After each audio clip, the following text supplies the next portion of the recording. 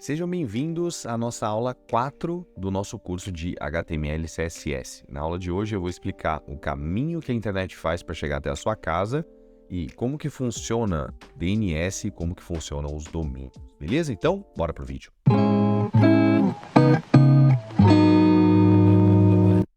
E aí galera, beleza? Sejam muito bem-vindos ao Comunidade Code. Meu nome é Rafael Triolo e eu sou programador sênior há mais de 15 anos. E eu adoro falar sobre programação e tecnologia. Então, se você está passando por aqui, se você tem curtido meus vídeos, não deixa de deixar o seu like aí, seu good, não deixa de compartilhar. Isso me ajuda demais e ajuda também ao YouTube entender que esse vídeo está sendo bem visto, está sendo curtido. Espalha o conteúdo para mais pessoas. Maravilha? Então, para eu te explicar como que funciona, como que o caminho da internet funciona, eu preparei aqui uma apresentação para ficar muito mais fácil de você entender, beleza? Nós temos os backbones, que eles são a espinha dorsal da internet. A função do backbone é conectar as centrais de operadoras da internet aos servidores externos, sejam eles nacionais ou internacionais, de forma redundante e por rotas diferentes. Em resumo, trata-se de uma malha continental. Então, o que é isso? As operadoras de internet, elas são grandes data centers, tá? Eu vou explicar no próximo slide como que funcionam os data centers, mas assim, esses data centers, eles se conectam em outros data centers. Nesse exemplo aqui, nessa foto, você está vendo que esse cabo aqui, ele é o backbone. A composição dele é feito por fibra ótica. Por quê? Porque assim a onda da internet, né, a onda das informações, ela viaja muito mais rápido. Para você ter uma ideia, esses backbones eles podem atingir até uma velocidade de 100 terabytes por segundo. Galera, 100 terabytes por segundo é muita coisa, é absurdo, tá? E então eles estão lá nos data centers, por exemplo, da Europa, e eles conectam nos data centers aqui do Brasil, e a partir daí a internet é distribuída e aí ela começa de fato o caminho até chegar à sua casa, beleza? Então eu vou explicar para vocês como que funciona os data centers de fato. Então aqui na apresentação, no slide, os data centers eles são nada mais do que servidores, beleza? E o que são servidores? Gente, os servidores eles são computadores que são ligados nessa rede, né, na internet, por todos os cantos do mundo, e todo servidor ele precisa ter um endereço que é o chamado do IP, que é o Internet Network Protocol, e que é o número de identificação daquele computador. Se você não sabe o que é TCP, se você não sabe o que é IP, o que é TCP, enfim, eu vou deixar um cardzinho aqui em cima na aula anterior, onde eu estou explicando mais a fundo o que é TCP e IP, beleza? Mas por hora, você fica com essa informação de que o IP é o endereço daquele computador na rede, tá? Então, assim, só a título de curiosidade, para a gente explicar melhor, é assim, toda a internet, todo computador, ele tem que ter um número de identificação para você saber aonde que você está extraindo os dados e enviando esses dados. Se não tivesse isso, se não existisse essa identificação, você poderia mandar os dados para qualquer pessoa. Então, a hora que você fosse colocar um e-mail aí, em vez de você mandar para mim o e-mail, você mandaria para o fulano de tal que não tem nada a ver. Aconteceria aí uma linha cruzada e ficaria um negócio tudo errado, beleza? Aí, continuando aqui na nossa apresentação, agora, como que funciona? Vamos lá. Então, o caminho da internet, você viu que chegou no backbone, ele saiu de um data center, chegou aqui no Brasil, nos data centers brasileiros, e aí começou a distribuir tudo. Perfeito? Só que, quando você contrata um serviço de internet, seja da Vivo, da Claro, enfim, já reparou que todos eles instalam um modem, certo? E a palavra modem, como está dizendo aqui, ó, como tem um modemzinho aqui bonitinho, o modem é modulation and demodulation. Por que é isso? As ondas, por esses backbones, né, os dados eles viajam por meio de ondas de rádio, tá? Numa frequência muito alta. Então ela faz o caminho de onda mesmo. ele faz essa modulação, né? Faz uma coisa meio assim, mais ou menos, ó. Não sei se eu tô fazendo certo, tô fazendo um negócio meio peixe, mas é tipo meio assim, sabe? Só que o computador, ele não entende isso. O computador, ele não entende onda de rádio, não entende nada disso.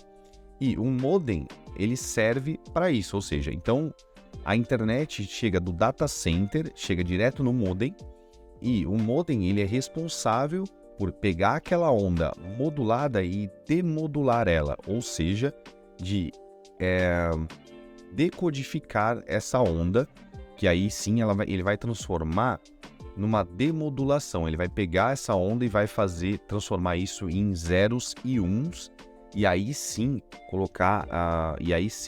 mostrar essa informação para você. Por exemplo, você tem uma imagem, certo? Você tem uma imagem, e aí a imagem, ela tem lá, 1 megabyte o tamanho dela, o peso dela é 1 megabyte, beleza? Então você imagina que esse 1 megabyte são vários bytes juntos, né? Vamos colocar assim como pixels, certo? São vários pixels juntos que daí ela forma essa imagem, certo? E para ela formar isso, você imagina que a internet está lá, mandando essa onda, e aí chega no modem, e o modem tá lá, ele simplesmente tá transformando tudo isso em 0 e 1, e aí o computador tá traduzindo tudo isso para mostrar aquela imagem para você. É lógico, como eu falei no slide anterior, essa informação chega muito rápido. Óbvio que a gente não vai conseguir perceber. Mas você já teve essa experiência de quando a sua internet está lenta, e aí carrega uma parte da imagem, depois carrega outra? É exatamente isso que está acontecendo. Então as informações elas estão demorando para chegar, e aí o modem está fazendo o trabalho dele, mandando lá em ondas quadradas, que é como essa daqui, ó, ondas quadradas, que são os zeros e uns, que são os bits, e aí, por consequência, são os bytes, e aí ele está transformando esses bytes para você, beleza? Então, quando você está assistindo um vídeo é a mesma coisa, eu estou mandando, eu estou gravando aqui para você, só que você está me vendo pela internet, claro, ela está me vendo aqui pelo YouTube, e aí fica esses bytes por milissegundos, e aí vai indo e vai transformando tudo isso em tempo real por conta da velocidade de transmissão, beleza? Então assim, chegou do data center até por cabo, ou por fibra ótica, no caso da Vivo, ou de hoje em dia, a maioria das internets é por fibra ótica. Então ele chegou por onda de rádio, foi lá, o modem fez a demodulação e transformou aí em ondas quadradas, que é no 0 e 1, que o computador entende e mostra para você. Beleza? Então, a gente chega num caminho muito importante, né? Numa parte muito importante, que é o quê? Que são os servidores de DNS aqui, ó. É esse carinha aqui. E eu vou explicar para vocês agora no próximo slide. Vamos lá aqui para o próximo slide. Então, o que é o DNS e o que ele faz, tá? Os servidores de DNS, como o próprio nome está dizendo aqui, que é Domain Named System, ou Sistema de Nomes de Domínio, eles são responsáveis por localizar e traduzir aquilo que a gente digita no navegador. Vamos supor, vou dar um exemplo, você está digitando aí instagram.com ou tiktok.com.br, enfim, qualquer site que você digita na internet, ele chega nos servidores de DNS para ele saber em qual servidor que está hospedado aquele site, tá? Então, assim, é muito importante que a gente entenda que esses servidores, eles são específicos para isso. Hoje você tem servidores globais que funcionam 24 horas por dia, 7 dias por semana, funciona gratuito, que é o quê? É o Google, o Cloudflare, GoDaddy. Então você tem alguns que são servidores de DNS, beleza?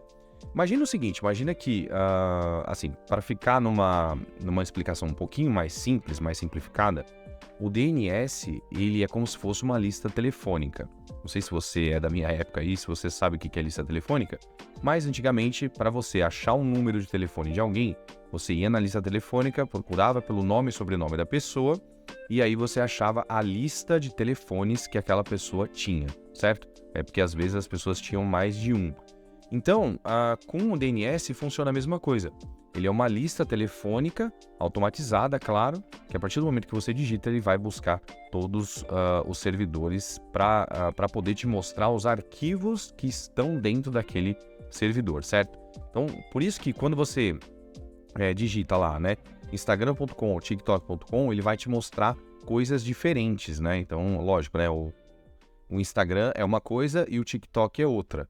E eles são uma coisa e outra justamente porque os domínios, eles são únicos, tá? Então, igual o meu comunidadecode.com.br. Se você quiser registrar esse domínio, você não vai conseguir, o comunidadecode.com.br, você não vai conseguir, porque, porque todos os nomes são únicos. Do mesmo jeito, você não consegue, você não vai conseguir registrar Instagram, não vai conseguir registrar TikTok. O que muita gente faz, que tem sempre os espertinhos, é que, no meu caso, você vai lá e coloca comunidadecode.com.br. Com certeza deve ter um comunidadecode.com, deve ter um comunidadecode.net. Então o pessoal tenta fazer isso na esperança de que o nome seja associado. Porém, isso aí não é uma estratégia de marketing, isso daí não é uma coisa bacana de fazer e, assim, dificilmente isso vai trazer resultado, beleza?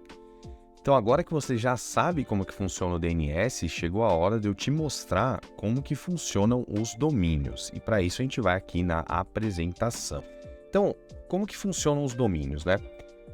Você foi lá, digitou comunidadecode.com.br e aí ele bateu no DNS e ele vai pesquisar para ver se esse domínio tem um servidor. E tendo um servidor, ele vai lá e vai mostrar os arquivos que estão dentro daquele servidor, perfeito? Toda a comunicação entre você e o servidor é dada pela internet. Então, ou seja, a partir do momento que você digita alguma coisa, né, você digita um domínio, você se torna um cliente, certo? Você tem uma responsabilidade, ou seja, eu vou digitar o domínio que eu estou procurando e, então, a partir desse momento você se torna cliente, né? Você é o client side, ou seja, lado do cliente.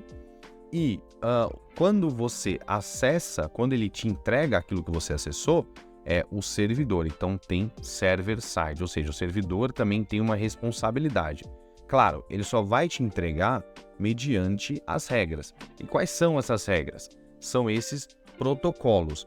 Todo site na internet, ele tem que ter 2 protocolos, pelo menos. Ele tem que ter ou HTTP ou HTTPS. O HTTPS, que hoje é muito mais utilizado do que antigamente, é uma forma segura de você poder fazer essa troca entre o computador que está acessando e o computador que está entregando aquele conteúdo. Ou seja, então ele criptografa as informações entre o client-side e o server-side. Perfeito?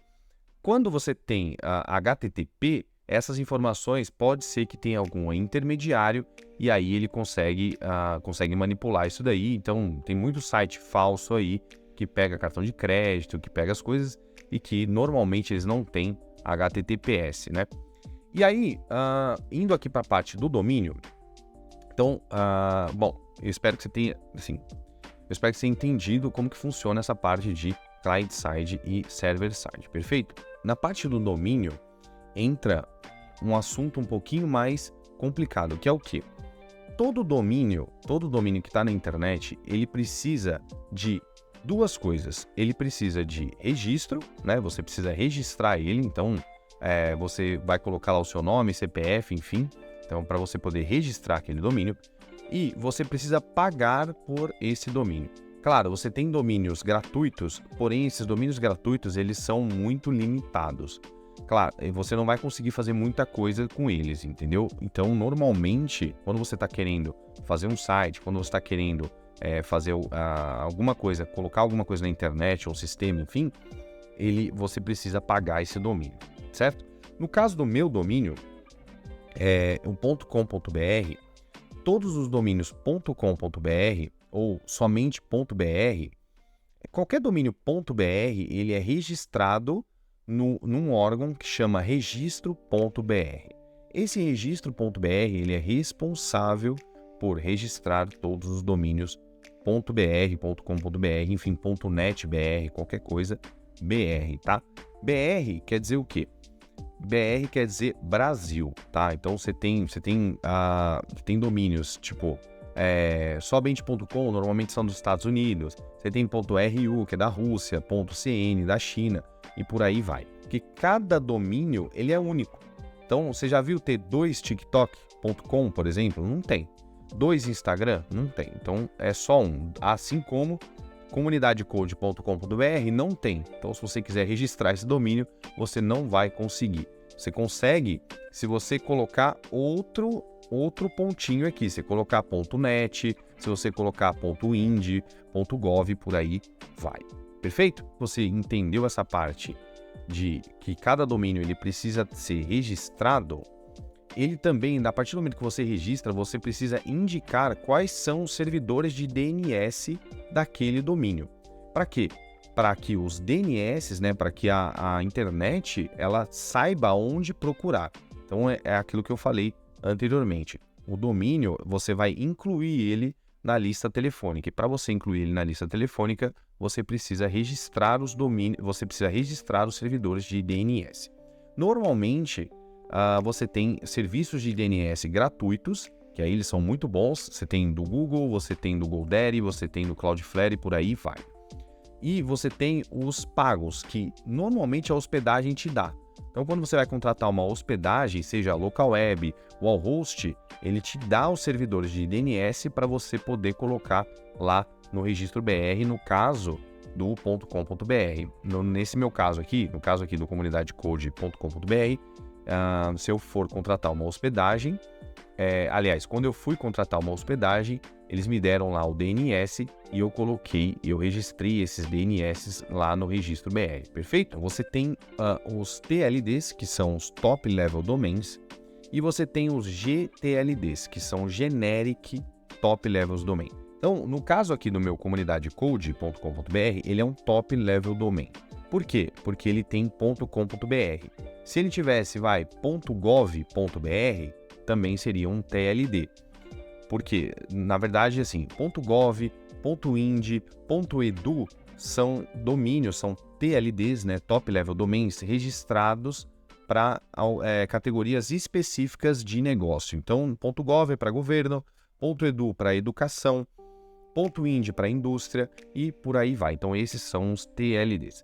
Quando você tem GTLDs, que é .app, .app, .design, esses são os GTLDs, beleza? Então, e quem que faz isso? Normalmente, você tem as empresas que registram esses TLDs ou GTLDs, normalmente são elas que vão colocando isso na internet. No caso do registro BR, ele coloca vários tipos de domínio. Eu recomendo que você entre lá no registro BR e tenta registrar um domínio, e aí ele vai te dar várias opções lá de como que você consegue registrar o seu domínio. Então ele vai ter lá .art.br, .net.br, então você tem vários tipos de domínio que são GTLDs, mas o .com.br é um TLD, perfeito?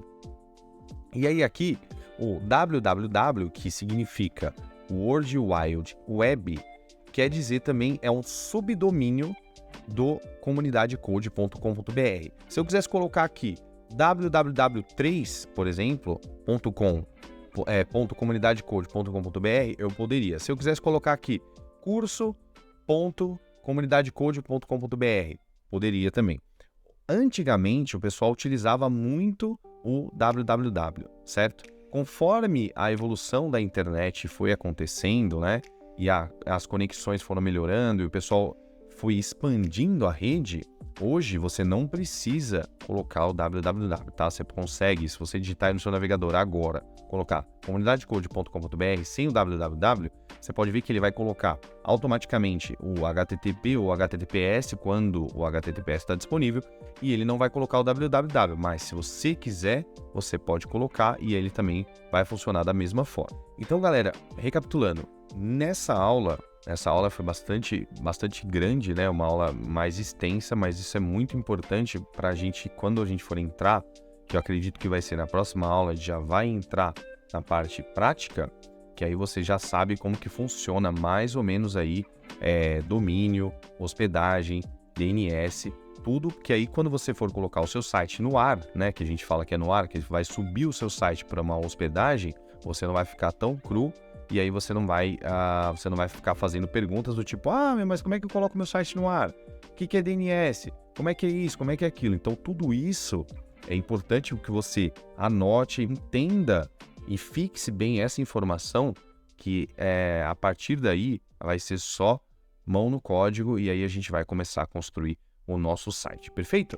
Então, olha, eu acho que eu já falei demais, eu fico por aqui. Se você tá curtindo o curso, se você tá achando legal, não deixa de comentar, não deixa de compartilhar, isso me ajuda demais e eu espero vocês na próxima aula, perfeito? Valeu, gente, obrigado, um abraço.